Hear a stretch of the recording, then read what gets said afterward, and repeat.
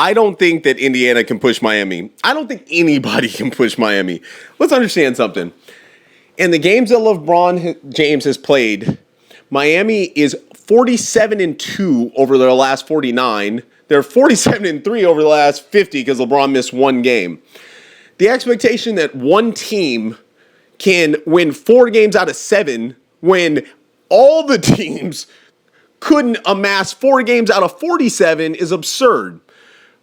But I do like Paul George. I do like the way that the spotlight doesn't bother him. This series doesn't bother him. He feels comfortable. Indiana's got something going there.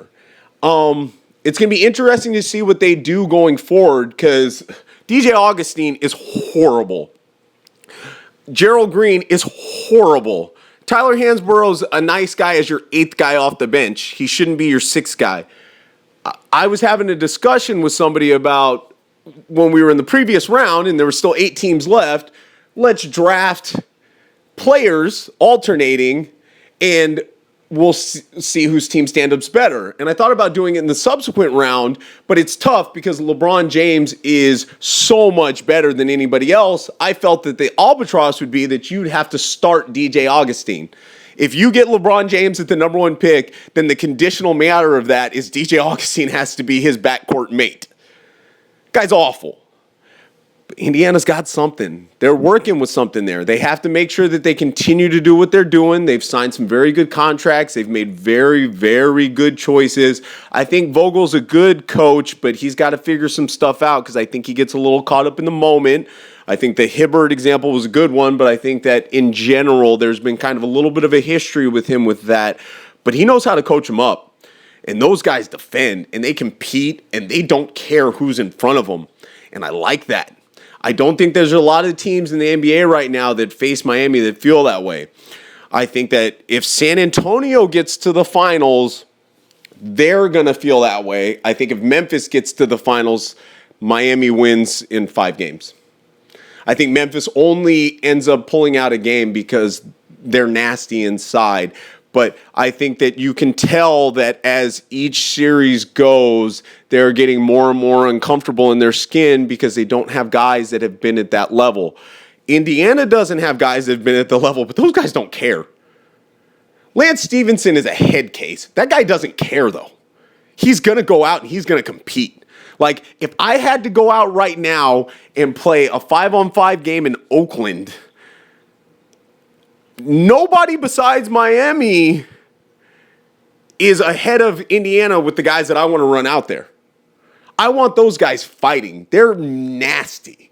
They've got aggressiveness.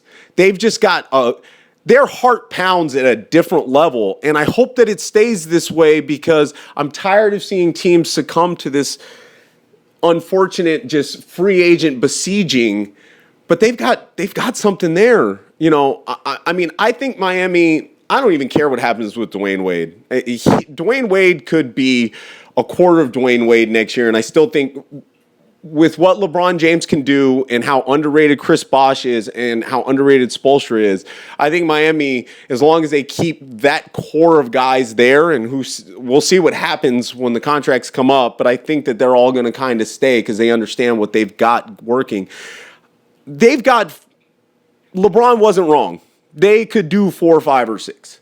That being said, I think they could face Miami every single year. Indiana, pardon me. I think Indiana is just like Detroit was when they went on that run of Eastern Conference Finals in the 90s and 1000s with Chauncey Billups and Rasheed and all them.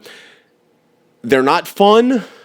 They're not the beautiful, popular pick, but I don't want to play them.